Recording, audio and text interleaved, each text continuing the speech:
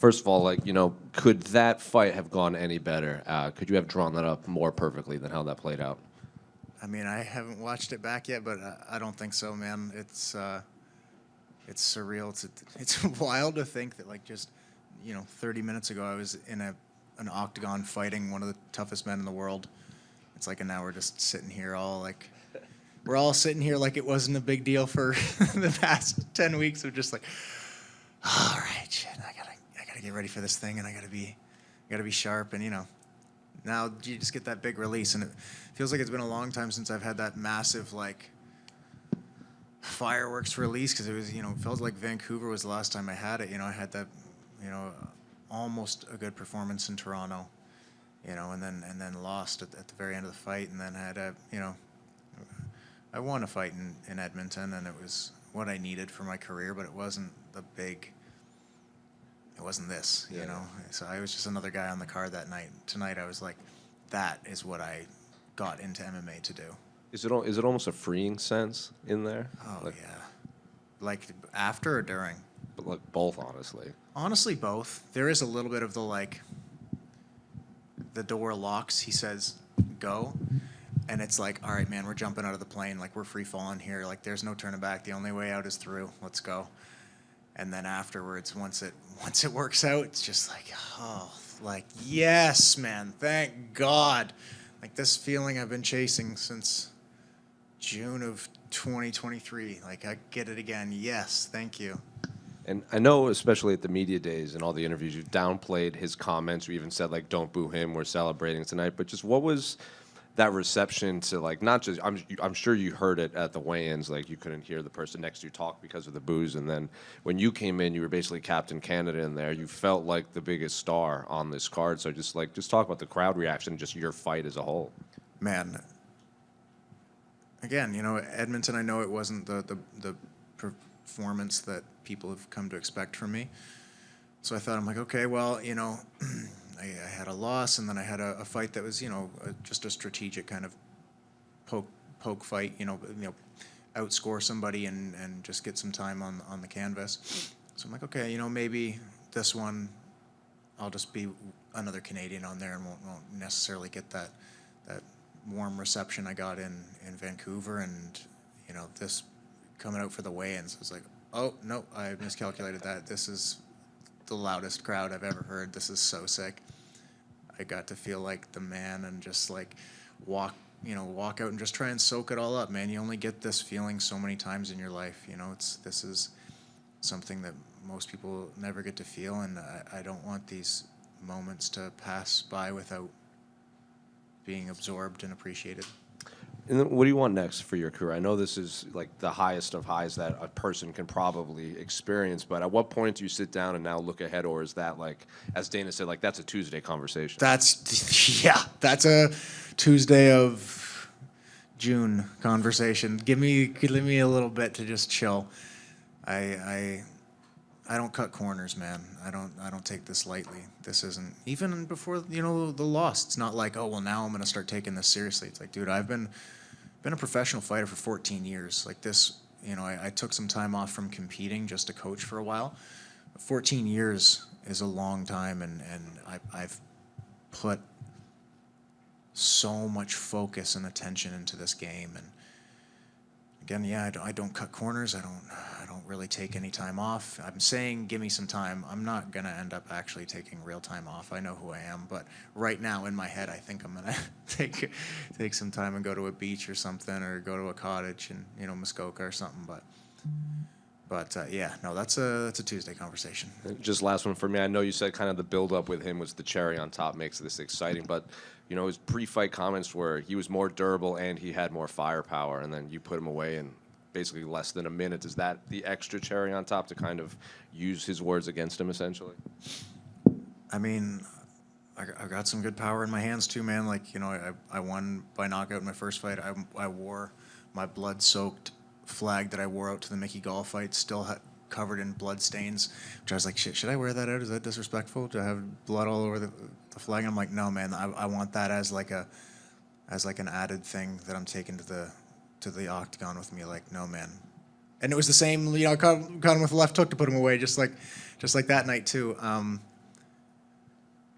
but yeah, I mean, no, I'm durable. I hit hard. I'm strategic, you know.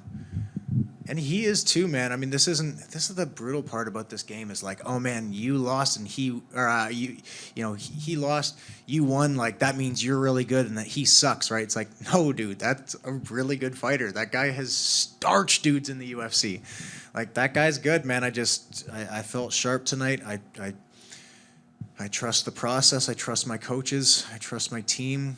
We put in a lot of intentional work. We're very intent. There's no like sweating sessions. I don't go in and just like really go through the motions or just like do a class or something. It's like everything that we do is so focused. Like, what are we trying to gain out of this session? If we can't answer that question, then we're altering it. I know it's the last one. Actually, one more. What did you think of Jazz's performance in there? She got her black belt too. Yeah, deserved the black belt big time. And I remember I'm like, damn, she's setting that bar high. And I like, all right, I said it earlier. I'm like, all right, I guess Jazz will get to be the man tonight, and I'm just gonna focus on just getting the win. Just going out there and staying focused and not trying to, have a win like hers. And it ended up kind of working out to where we both got to have great performances in different ways. And I'm just so proud of her, man. She's such a great example of consistency and hard work. And like, she started late, man. She started training at 26. Like, I had fought in Bellator before she started training. I had moved to California to train at Alpha Male before she started training. I was like, and she beat me to the UFC by a couple of weeks on Contender Series. And then now she's ranked and just beat a former champion, one of the greatest female fighters of all time. Like, Jessica Andrade is an incredible fighter. Like I mentioned earlier, Jazz took her down, took her back, rear naked choked her. Like Mackenzie Dern didn't do that. Mackenzie Dern's like a multiple-time world jiu-jitsu champion, and Jazz did that to Jessica Andrade. Like, Jazz is so good, man. I'm so proud of her. Mike right here. Congrats on the win. Thank you. Just to build a little on what Jose said earlier, I mean, during media day, you said all the right things. How much of that was not getting lured into an emotional fight with Charles, and was there anything that he did say that got you at all? Yeah, I mean, it's you don't want to. Some people maybe need that heated intensity to come out and feel like they feel like a cornered animal, and they need to do that to perform. I don't think that's me. If it comes down to something like that, I'm like, okay, I can. If something gets emotional, all right. Okay, but I felt just staying calculated and focused on the task at hand was the way to do it, and I felt pretty genuine all week. Everything could have gotten to me or to anyone. Anything can get to anybody. You can let stuff get to you, right? But I'm the one in control here. It's like, this guy's not in control of my emotions. This guy's not in control of what I'm going to think about or what I'm going to focus on. There's so many things with this sport, and I talked about it all week. There's so much stuff you can focus on when it comes to fighting in the cage or fighting in the octagon. It's like, representing my country. Oh man, I don't want to let these people down. Oh man, I want to make this kind of money. I want to be ranked. I want this. I want these opportunities. I want all this stuff. It's like, all right, of those things, what actually affects what happens in the octagon? None of them? Really? If you don't let them? Okay, what affects what goes on in the octagon? That's what you need to focus on, and that's what I was focused on all week. And I thought I did a good job of it. I felt, you get all sorts of feelings on fight day, but overall I felt pretty calm. It's funny, almost like too calm to where you're like, man, is that worrisome that I'm like not as scared as as I could be, or like that I'm not anxious, like I'm, so, yeah. You said after the fight, I mean, you were very gracious in victory. You also said those last few shots did feel good. Was that kind of your super necessary moment, let's say? I don't think I said that, did I? Did I say that? You All might right. have. All right, maybe I said that. Dude, it's a fight in a cage, dude, in the octagon. Like, he's awake. If I let off early and he stands up, we're back at it. Sorry, man. Like, you're in there to protect yourself, and Mark Goddard was in there to protect yourself. I'm not going to be the third guy in there to protect you. You know what I mean? Like, no, it's go time until he said stop, and I stopped. that's when I'm stopping.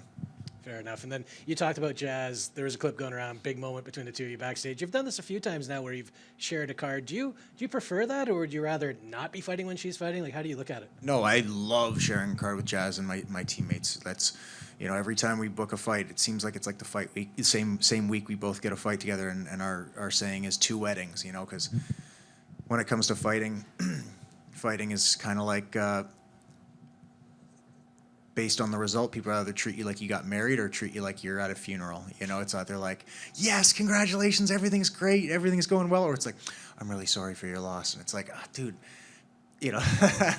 which just sucks in and of itself. But then, so we're like, that's it. It's 2 weddings. It's going to be 2 weddings again. We're both going to be able to celebrate. We're both going to get that awesome, that awesome performance. And we're both going to be able to, be proud of ourselves after. Well, congrats on the awesome performance. Thank you. Mike right here. Yeah. The finishing sequence was really good. Was it something that you were working on in camp, or was it something that just came upon in the fight that you jumped on? Like what dropped him or what? What dropped you? What dropped him? I think it was a left hook that dropped him, and then you obviously followed up with the ground and pound. I mean, I've had lots of great striking coaches throughout my career. None better than Cruellin Helmegen. That's, something he's been working with me for, what, 15 years, 16 years? Yeah. I mean, that's, if you watch Cruellin's style, you watch his fighters fight, this wasn't like a one-off thing. If you go through his fighters' highlights, that's what that man does. That he's an elite level Muay Thai coach, elite level K1 kickboxing coach, coached Glory world champions, Bellator kickboxing champions, UFC fighters, Muay Thai world champions, and so that's something we've been working on for a long time, and I'm getting better at it, and I'm very grateful to have him and Chris Prickett and Andre Grambois and Danny Patterson with me on this journey. There was a lot of emotions after the win. Obviously, when you were speaking with DC, we don't normally see that from you. Was that kind of just the realization of the moment and it being such a big part of your career and big night for you? If you don't see that from me normally, you're not looking close enough, because I cry after every fight, man. Fight night card is rumoured to be coming to Canada later on this year. I would assume that you would like to be on that card with yourself and Jazz again. Do you feel, with wins for both of you tonight, you could be looking at co-main main event slots for both you guys? That's a Tuesday conversation. Yeah, obviously, that's probably what's going to end up happening, but we'll talk about that later. Thank you. Thank you. Congratulations on your win. You made Canada very proud tonight. Thank you. I saw you and Pierre Poilievre had an interaction. Is there anything you want to share about the words exchanged between you two? Are you surprised he's a fight fan? No, I'm not surprised he's a fight fan. We have a mutual friend. I don't know if, we have a mutual friend, and I knew he was a fight fan. Yeah, I didn't mean to take a firm political stand. I didn't mean to become a political figure today. I just, like, all right, man, like, I appreciate people who are trying to make our country a better place and who are willing to work hard for us. And that's just, there's so much bullshit with politics and stuff right now. Whatever side you're on, I just hope people want to help people, want to help our country, want to make this country a better place, provide opportunities for people, look out for one another. The logo behind me, Skilled Trades College, man, they're doing a great job of providing education and job opportunities for young people in this country, and those are the kind of people that I want to partner with and invest my time with, and just like the Full Send boys and man, I'm yeah. So it was cool to see Mr. Poilievre. That was really cool. Didn't expect that. And I appreciate the support, and yeah, I hope just want the best for our country, man. I hope we're on the up and up.